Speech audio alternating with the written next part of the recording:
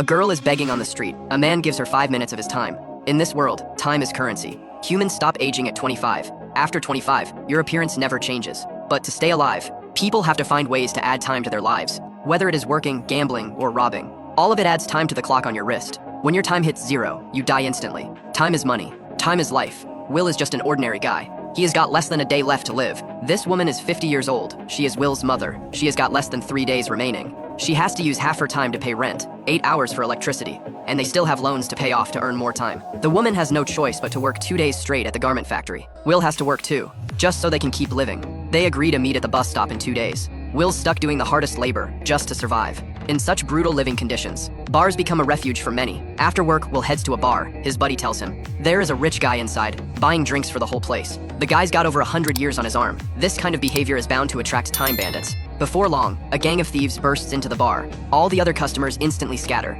The lead bandit suggests a gambling match with the rich man. The rich man looks nervous. He has had way too much to drink, so he rushes to the bathroom. Will takes the chance to knock out the guard and escapes with the rich man. They hide in an abandoned building. Will tells the rich man that flaunting wealth in the slums is basically suicide. But the rich man tells Will he is already 105 years old. He has seen it all. He also explains to Will how this world really works. To give a few rich people immortality, taxes and prices in the slums keep rising every day. This kind of macro control keeps poor people constantly short on time, so they'll work themselves to death earning more. This guarantees productivity plus. People keep dying, which controls the population. After all, resources are limited. The rich man is curious. If a poor guy like Will suddenly had 100 years, what would he do? Will says he'd stop checking his clock all the time, and he wouldn't waste a single second. The two chat and drink, eventually falling asleep. The next day, Will wakes up. Out of habit, he checks his time, and suddenly realizes he has got 100 years on his arm. The rich man has disappeared. Will gets up and walks to the window. He sees the rich man sitting by the bridge. The rich man gave all his time to Will. He is quietly waiting for the countdown to end, for his heart to stop, and to fall into the river. By the time Will gets there,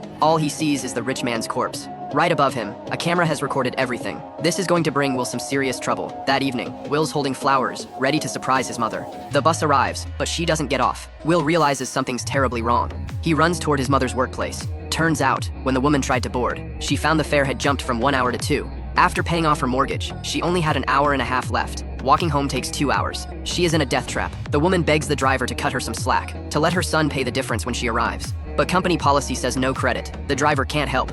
None of the passengers are willing to lend a hand. The woman decides to get off and go to the bank for a loan, but the bank's already closed. She has no choice but to run home. After what feels like forever, mother and son finally see each other. The woman has 10 seconds left. They both sprint as fast as they can. Will reaches out, desperate to save his mother, but he is 1 second too late. Just like that, Will's joy from getting rich vanishes, replaced only by endless grief and rage. He blames everything on the rules set by the rich. He swears to take everything from them. The police find the rich man's body. Through the camera footage, they see Will. Will becomes a suspect. By this time, Will's already on his way to the wealthy district. The first checkpoint costs him half a year. The second checkpoint costs a full year. When he actually enters the rich zone, he discovers the gap between the rich and poor is staggering. A luxury car here costs more than he could have ever imagined. A simple breakfast costs a month of life. After getting out of the car, he instinctively starts running. He quickly realizes he has got 100 years now. He doesn't need to rush anymore. He first enjoys the comfort of a presidential suite, then heads to a casino. It is the fastest place to gain time. The entry fee costs a year. Soon Will wins 250 years. But that is not enough. He is ready to go big. His opponent is a banker, with over 9,000 years on his arm. The guy bets 50 years. Will doesn't hesitate, he matches it. The banker's daughter comes over. The dealer deals again. The banker raises to 200 years, all of Will's remaining time. Everyone expects Will to fold, but Will instantly agrees, leaving himself only 30 seconds to reveal his cards. The banker is stunned. He thinks Will has serious guts. In the end, Will wins, gaining 1,000 years. The banker admires Will's courage and introduces his daughter to him. The girl invites him to a party tomorrow. Will immediately agrees. It is his chance to enter high society. Will spend 60 years on a luxury car, gets dressed up, and arrives at the banker's mansion. Everything here fascinates Will. The rich live so lavishly. Any single item here could sustain an ordinary person for a lifetime. The girl likes Will. She invites him to dance. Just when they're having a great time, the time police suddenly show up. They arrest Will. Seeing the 1,000 years on Will's arm, Raymond is even more convinced Will killed the rich man and stole his time. Will desperately tries to explain, but Raymond doesn't believe him. Because he is a lowly poor person, Raymond confiscates all of Will's time, leaving only 2 hours for questioning. At that moment, the girl gives Will a look. Will instantly gets it. He suddenly strikes when the two guards aren't paying attention, knocking them down. He runs downstairs, takes the girl hostage, and drives away. For safety, Will returns to the slums, though he escaped the cops. He only has an hour left, then he runs into time bandits on the road. They use spike strips to blow out his tires, sending the car flying out of control, seeing both of them unconscious. The bandits are thrilled. They're about to get 100 years from the rich girl, but Will only has a few minutes left. The girl has 10 years. The lead bandit transfers her time to himself, leaving the girl only 32 minutes. Between them, they've got half an hour total. Will takes off the girl's earrings. They go to a pawn shop. The earrings were originally worth 10 years, but seeing how little time they have left, the owner lowballs them, only gives them 2 days. They've temporarily saved their lives. Then Will spots an ad nearby, with the banker's name on it. He suddenly gets an idea. Will threatens the banker using his daughter, demanding a ransom. When the call goes through, Will demands 1,000 years. The banker ultimately refuses, and immediately shuts down the bank. The girl never expected. She wasn't even worth 1,000 years to her father. Now they've only got a dozen hours left. Will can't bear to watch the girl die with him, so he tells her to call her father and have someone pick her up, just to be safe. Will gives the girl a gun for protection. By this time, Raymond has caught up. Will doesn't notice. At the critical moment, the girl sees Raymond and immediately pulls the trigger. They try to take Raymond's time, but he barely has any either. It is to prevent bandits from robbing him. Raymond can request time from headquarters anytime. Will chooses not to kill Raymond. He leaves him 4 hours. They only get 2 days of life to survive. They need more time, so they decide to rob people. They pull over a luxury car. Since Will's driving a police car, they think he is a cop. When they realize it is a robbery, they panic, but refuse to cooperate. Whoa! It went off. I was just trying to help. The two steal the woman's time in the back seat, even taking her earrings. Will gives the earrings to the girl. They've become wanted criminals. The girl finds this life thrilling. She grew up in the wealthy zone, living a boring life. She has never experienced anything like this. Will teaches her how to use a gun. The girl asks Will what he'd do if he got a lot of time. Will says he'd give it to the poor. He can't watch others die while he lives. The girl says she'll help Will get more time to save those poor people. The next day, they drive a truck to rob a bank. They load time machines into boxes and distribute the extra to poor people outside. Ladies and gentlemen, I'm happy to announce that Weiss Time Lenders is now offering interest-free loans with no payments. People immediately rush in. The bank gets emptied fast. The police arrive in time. There is nothing they can do about what happened.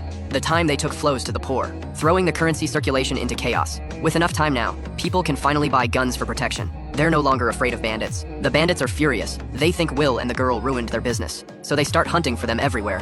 After robbing the bank, the two start enjoying life. They rent out an entire hotel. Will thinks the stolen time isn't enough. He wants to completely change the fate of the poor. That would take 1,000,000 years. The girl suggests robbing her father, so the next day the girl pretends to surrender, letting Will blend in with the bodyguards and take the banker hostage. They bring the banker to his office. When they open the safe, there is indeed 1,000,000 years inside, enough for 1,000,000 poor people to each live 100 years. The banker says if the balance is broken, the world will descend into chaos. Only by sacrificing the majority can this world keep running. Will instantly becomes furious. His mother was one of those sacrifices. People shouldn't live selfishly just for immortality. Finally, they leave. They distribute the 1,000,000 years. The entire time zone falls into chaos. Banks can no longer control the poor. But 1,000,000 years only changes one zone. To change the entire world, they need more time. Just as they're planning their next move, bandits suddenly burst in. They're both instantly restrained, though they could just kill them. The lead bandit wants to play a game, deciding life and death through arm wrestling. Will boldly agrees. The bandit puts all his strength into it, pressing Will's arm down. Will's time starts rapidly draining away, but Will doesn't seem worried at all.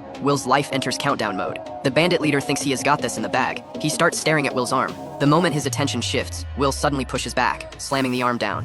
No matter how hard the bandit tries, he can't recover. He can only watch his time drain away. Seeing their leader about to die, his crew starts getting nervous. Will suddenly pulls a gun from his leg and immediately takes out all 3 henchmen. The bandit leader is completely shocked, but there is nothing he can do, except wait for death. When the police arrive, they only find 4 corpses. Raymond is furious. So much has gone down in his jurisdiction. He starts frantically chasing the two. He has only got 40 minutes left on his arm. Raymond immediately contacts dispatch. Tow transfer today's time allotment. Then he spots the fleeing pair, so he has to abandon getting more time. He orders other officers to intercept them ahead, shoot on sight when they pass through. They're driving the banker's car, which is bulletproof. Bullets can't penetrate it. Will drive straight through the checkpoint. Just as they're about to reach the slums, Raymond drives out and forces them to stop. Will gets out and gives the 1,000,000 years to a little girl, telling her to distribute it to everyone. But Will doesn't have much time left. Raymond gets out of his car, though he has a gun. This is poor people's territory. The crowd instantly erupts into chaos. The two quickly escape in the confusion. Raymond won't let them go. He steals a car and chases after them. He soon spots them on the highway.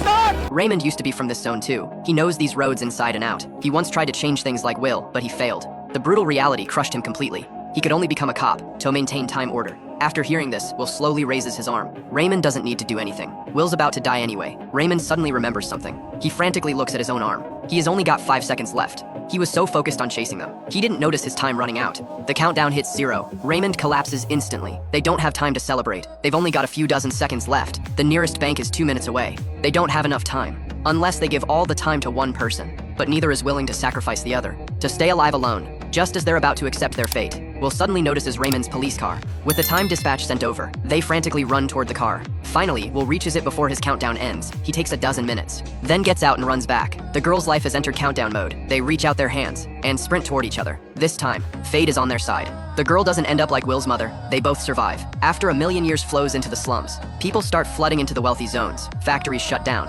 Everyone can finally experience the life of the rich. Raymond sees this but doesn't stop them. Instead, he puts down his gun and goes home. A month later, a new pair of time bandits emerges, a man and a woman. They specialize in robbing banks, then distributing the stolen time to the poor.